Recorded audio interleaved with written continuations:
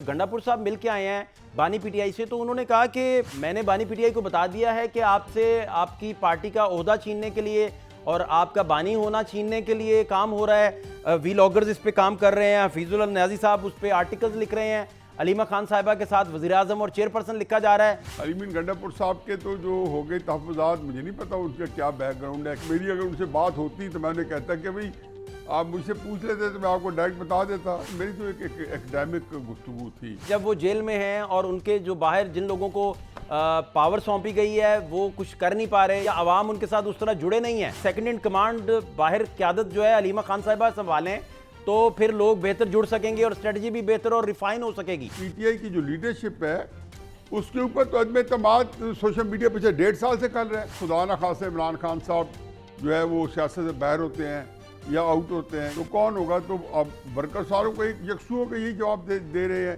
कि ये अलीमा खान होगी। लीडरशिप को जो बयानिया इमरान खान साहब ने दिया हुआ है, शायद वो तो ये दिया हुआ है कि हम किसी तरीके से मुफाहमत हो जाए। बहनों को जो बयानिया दिया हुआ है वो मुखासमत का दिया हुआ है। जब उन्होंने उसी बयानिया को आके ज़ुबान दी और उन्होंने वो नाम लिए जो मुझे इजाज़त नहीं है लेने की, आपको इजाज़त नहीं है, लेकिन वहाँ पे इमरान खान साहब की बहन जो है वो ओपनली का नाम ले रही हैं उन चीज़ों का और वो दोबारा कह रही है उनको इजाज़त है। तो मुझे इसलिए कुछ दाल में कुछ काला भी नजर आता है। ये दाल में काले वाली बात क्या, ये मुझे समझ नहीं इसकी एग्जैक्टली सर आई। मेरा ख्याल था कि ये इसी तरीके निकल जाएगा, लेकिन आपने निकलने नहीं दिया। आपने जो दाल में से जो काला निकाला है ना, तो अब मैं मान गया हूँ कि फ़ाद अब आप एक तीखे एंकर बन गए हैं। पूरी मेरी सारी पकी पकी दाल में से एक छोटा काला निकाल लिया। अमूमन मैं इसे अवॉइड करता हूँ, इस तरह के सवाल का तफसीलन जवाब देते हूँ कि इससे कंट्रोवर्सी बढ़ती है। लेकिन इमरान खान साहब के पास कोई बैगेज है तो उन्हें झटक के परे फेंक दिया, उनको बनने ही नहीं दिया। यही भुट्टो साहब का हिसाब था। उन्होंने कहा मेरे में कोई है जो करना कर लो। इमरान खान साहब ने जब ललकारा 2022 में अप्रैल में आके इक़्तिदार से हटने के बाद तो उनको रिफ़तें मिली हैं, तो ये एक आम सी चीज़ है। तो वही बात वो ललकार रही हैं, उनको रिफ़तें मिल रही हैं। कॉलम में भी लिखा है कि इसका ज़रूरी नहीं है कि कोई अलीमा बीबी को इसका पता हो कि जी वो इस वक्त एस्टेब्लिशमेंट के इस्तेमाल में। 1 अक्टूबर को यानी 1 अक्टूबर को जब गंडापुर साहब मिल के आए हैं बानी पीटीआई से, तो उन्होंने कहा कि मैंने बानी पीटीआई को बता दिया है कि आपसे आपकी पार्टी का ओहदा छीनने के लिए और आपका बानी होना छीनने के लिए काम हो रहा है। वीलॉगर्स इस पे काम कर रहे हैं, हफीजुल नियाजी साहब उस पर आर्टिकल्स लिख रहे हैं, अलीमा खान साहिबा के साथ वज़ीर आज़म और चेयरपर्सन लिखा जा रहा है, इस तरह की सारी डिस्कशन। सर तो ये क्या सिनेरियो बना सर, क्या हुआ? मैंने तो अगर उनसे बात होती तो मैं उन्हें कहता कि भाई आप मुझसे पूछ लेते तो मैं आपको डायरेक्ट बता देता सर कि ये मुझसे एजेंसीज ने लिखवाए हैं, मैं यही कह सकता हूँ। तो उनकी बात को क्रीडेंस मिल जाती है। मेरा ख्याल है कि ये बेपरखी है। अलीमीन गंडापुर साहब के तो जो हो गए तहफ़्फ़ुज़ात, मुझे नहीं पता उनका क्या बैकग्राउंड है, किस उन्होंने जो है एस्पेक्ट से किए हैं या किस जाविये से उन्होंने ये सारी बातें की हैं। जहाँ तक मेरे कॉलम का ताल्लुक है जिसका उन्होंने रेफरेंस दिया, बार बार उन्होंने कहा है कि मैंने उनको बानी पीटीआई साहब से जो इमरान खान साहब है उनसे भी ये बात की है। तो मेरा ख्याल है कि मेरी तो एक एकेडमिक गुफ्तगू थी और वो मैं कोई आज नहीं कि मैं हमेशा से करता रहता हूँ। मैंने कई दफ़ा कहा कि जी मैंने 25 फरवरी या मार्च या कोई ज़माना था 2018, तो मैंने लिखा था जानशीन नवाज शरीफ। तब भी मैंने यही लिखा था कि जी नवाज शरीफ साहब की जो लेगेसी है या जो उनकी जानशीनी है वो जो एक आज तक या कुछ अरसे पहले तक तो शहबाज शरीफ साहब के पास थी, अब वो शिफ्ट हो गई है और वो मरीम नवाज साहब को चली गई है। और मरीम साहब उस वक्त MNA थी, MPA थी ना, वो कोई किसी किस्म का उनके पास ओहदा था। एग्जैक्टली मैंने ये कहा और मेरा क्राइटेरिया मैंने कॉलम में भी बड़ा सराहत के साथ वजाहत के साथ कहा कि मेरा क्राइटेरिया ये कि जब PTI का वर्कर जो है, सपोर्टर जो है, जो आम एक गली कूचे का है, एक जो है तूल वार्ज में फैला हुआ है, जब उनसे आप पूछें कि जी खुदा न खासे इमरान खान साहब जो है वो सियासत से बाहर होते हैं या आउट होते हैं या से वो एक जो अल्लाह उनको लंबी ज़िंदगी दे लेकिन वो नहीं होते फ़र्ज़ किया, तो कौन होगा? तो अब वर्कर सारों को एक यकसू होकर यही जवाब दे रहे हैं कि ये अलीमा खान होगी।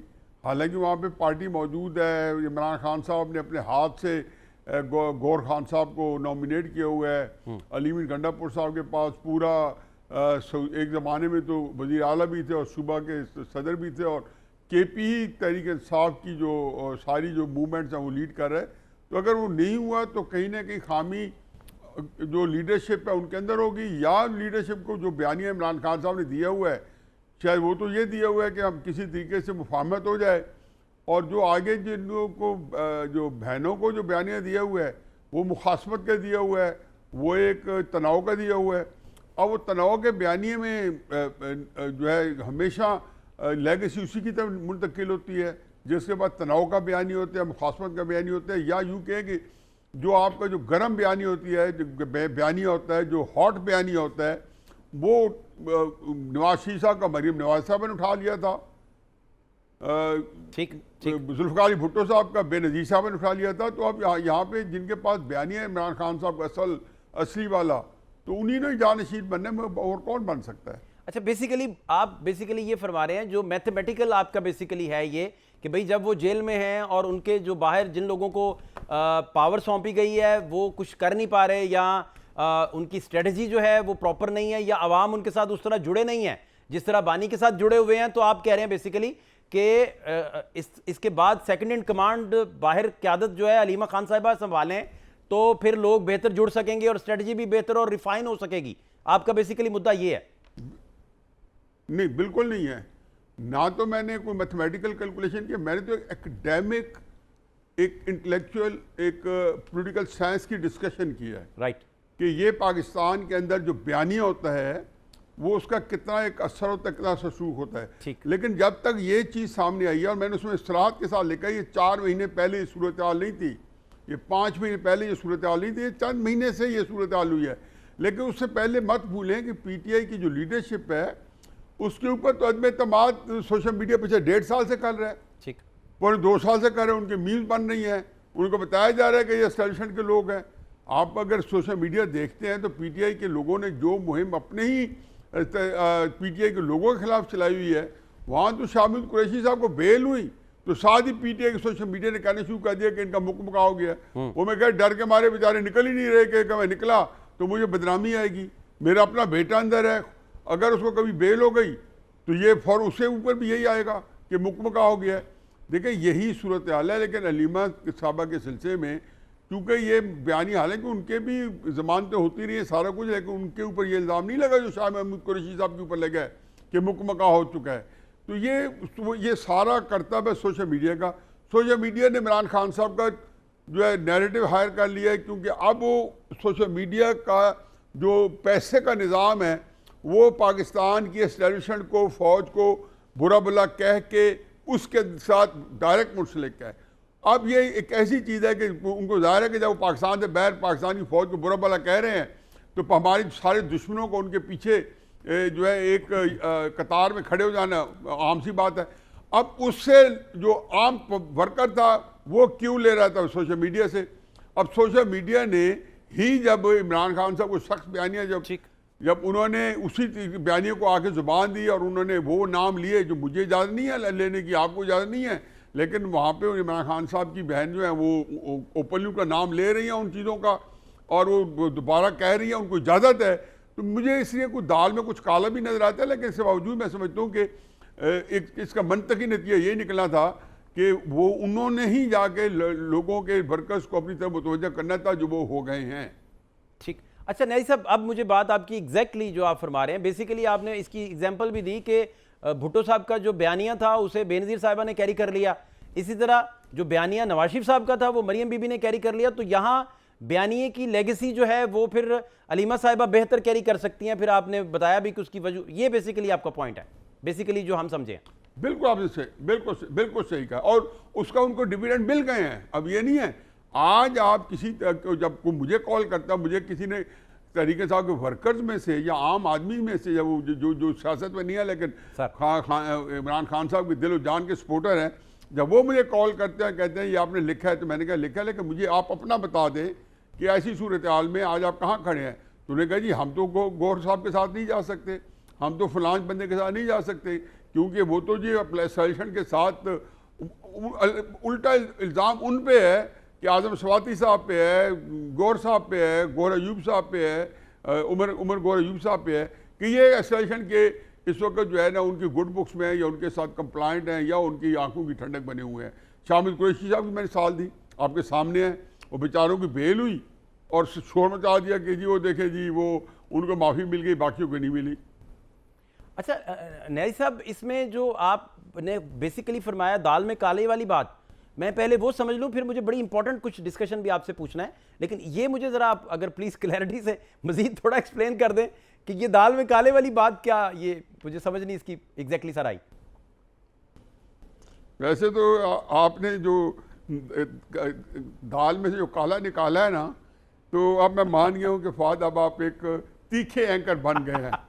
अब मैं आपको बच्चा नहीं समझता, अब मैं मैच्योर तीखा एंकर समझता हूँ कि जो इस पूरे बात के में से पूरी मेरी सारी पकी पकी दाल में से एक छोटा काला निकाल लिया। सर आपने बड़ा अच्छा कुछ नहीं, अच्छा आपने मुझे बहुत मेरा ख्याल था कि ये इसी तरीके निकल जाएगा, लेकिन आपने निकलने नहीं दिया। सर मैं उसको थोड़ा वजाहत कर देता हूँ, और अमूमन मैं इससे अवॉइड करता हूँ इस तरह के सवाल का तफसीलन जवाब देते हुए, कि इससे कंट्रोवर्सीज बढ़ती हैं, लेकिन आपके प्रोग्राम की इज्जत करते हुए, एहतराम करते हुए मैं थोड़ा बता दूँ सर मोहब्बत कि देखें, एक हमारे यहाँ अजीब व गरीब सूरत हाल, एक ट्रस्ट डेफिसिट है। ये सिर्फ तहरीक इंसाफ का नहीं है, ये मुस्लिम नून के अंदर भी है और इवन पीपल्स पार्टी के अंदर भी है, इवन JUI के अंदर भी है, कि हम कुछ थोड़ा सा बंदा होता है हर एक दूसरे पे शक करता है कि यार या कोई बंदा थोड़ा सा होता है जी आइए अंदर से एस्टैब्लिशमेंट के साथ मिला हुआ है जी। शहबाज साहब के बारे में भी कि जी वो भाई के साथ इतने ज़्यादा नहीं है और एस्टैब्लिशमेंट के साथ ज़्यादा घुले मिले हुए हैं।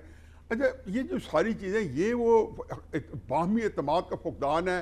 हर बंदा दूसरे से शक, एक तशकीक, एक जो है एक दूसरे पे बदएतमादी जो है वो मौजूद है, लेकिन तहरीक इंसाफ के अंदर जितनी ज़्यादा है उससे कम नहीं।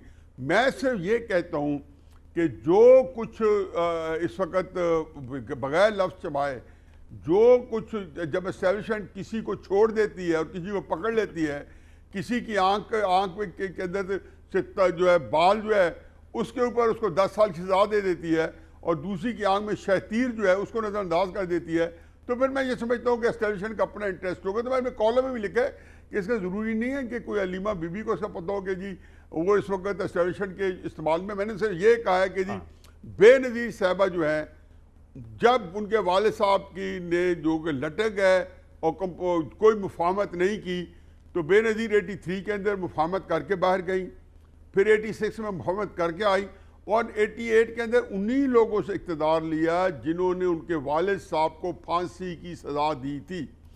अब ये नहीं कि बेनज़ीर ने को बाप से गद्दारी की, ये होता ही है कि हर बंदा इमरान खान नहीं है कि वो बैगेज जो है वो उसका हर एक का बैगेज होता है। इमरान खान साहब के पास कोई बैगेज है तो उन्हें झटक के परे फेंक दिया, उनको बनने ही नहीं दिया। यही भुट्टो साहब का हिसाब था। उन्होंने कहा मेरे मैं कोई है जो करना कर लो, मैं नहीं निकलता हूँ जेल से बाहर। ये इमरान खान से किया हुआ है, ये बड़ी ख़तरनाक बात है। मैं एक हकीकत, एक संजीदगी से कह रहा हूँ कि ख़तरनाक बात है, ये एक और मौजू है। लेकिन उसके बाद अगर आपको किसी को एक ऐसा सख्त बयानिया, अगर मुझे अगर एस्टैब्लिशमेंट अपने खिलाफ जो है सख्त ज़बान सवाल करने की इजाज़त दे दे, और आपके प्रोग्राम में भी दे दे, या कम अज़ कम सोशल मीडिया की हद तक दे दे और मुझे कुछ ना कहे, तो मैं पाकिस्तान का एक इंतहाई मकबूल रहनुमा होऊंगा, क्योंकि पाकिस्तान के अंदर ये बयानिया जो है हमेशा बिकता है, पॉपुलर होता है। जो बंदा सेशन को ललकारता है, पिछले 60-70 साल से मैं मिसालें दे दे के थक गया हूँ। ये हमारी तारीख गवाह है। खान कलसूम खान ने 59 के अंदर एक जब जुलूस निकाला, जुल्फ़िकार भुट्टो ने 1966 के अंदर जब सेशन को निकाला ललकारा, या लेट 70s में, या नवाज शरीफ साहब ने 93 में ललकारा, या आगे उसके बाद 99 में ललकारा, या 2007 में ललकारा, उसको रिफ़तें मिली हैं। इमरान खान साहब ने जब ललकारा 2022 में अप्रैल में आके इक़्तिदार से हटने के बाद, तो उनको रिफ़तें मिली हैं। तो ये एक आम सी चीज़ है। तो वही बात, वो ललकार रही हैं, उनको रिफ़तें मिल रही हैं। अब इससे आया कोई एंड नफ़ा या नुकसान होगा? MQM ने कराची की हद तक ललकारा, हैदराबाद तक ललकारा, आप देखें कितनी पॉपुलैरिटी मिली। तो कई दफ़ा एस्टैब्लिशमेंट ऐसे प्रोजेक्ट्स को खुद आंखें बंद कर लेते, उनका ख्याल होता है ये मैनेज करना शायद हमारी आसान हो और वो मैनेज करना मुश्किल हो। मेरी बात समझ रहे हैं आप? ठीक, बिल्कुल। बड़ा अच्छा, भुट्टो को मैनेज करना मुश्किल हो, ठीक, लेकिन बेनज़ीर को मैनेज करना मुश्किल हो। बाद में हालात साबित किया कि बेनज़ीर को मैनेज करने के लिए आसान था, कि वही बेनज़ीर उसी जेल में से समझौता करके पाकिस्तान से बाहर लंदन चली गई, जो उनके बाप ने नहीं किया। उनकी बाप लटक गए, लेकिन उन्होंने वो समझौता नहीं किया था। ठीक, आखिरी बात न्याज़ी साहब, मुझे समझना अब ये है कि गवर्नमेंट तो सर इंटरनेशनल जो मौजूआत हैं और जो इंटरनेशनल कॉन्फ्लिक्ट चल रहा है सबसे बड़ा दुनिया का, वहाँ वो बहुत रेलिवेंट भी है, वहाँ वो अच्छे से अपने कार्ड्स भी खेल रही है और बहुत सारी बड़ी मुफाहमतें करवाने के लिए भी बहुत अमल दखल है पाकिस्तान का। इन सारे हालात में बानी पीटीआई जो हैं उनकी रेलिवेंस उस तरह रही नहीं। इंटरनेशनल सिनेरियो के बाद, इंडिया के साथ जारियत का दो टोक जवाब और बेहतर जवाब देने के बाद, 6-0 का स्कोर करने के बाद, अब आपका क्या मशवरा है तहरीक इंसाफ को?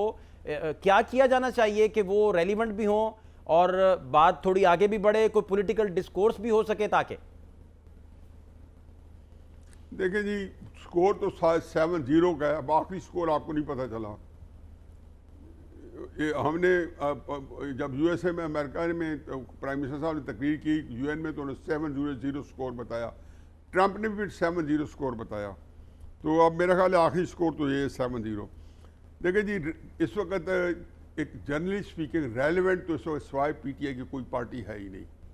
पाकिस्तान को जब भी आप सियासी डिस्कशन करेंगे तो आप पीटीआई ही को डिस्कस करेंगे। अगर आप मुझसे अभी फजल रहमान का क्वेश्चन पूछ लेते, आप बिलावल भुट्टो साहब को पूछ लेते, मरीन नवाज साहब को पूछ लेते या शहबाज शरीफ साहब का, तो मैं कहता ये रेलिवेंट है।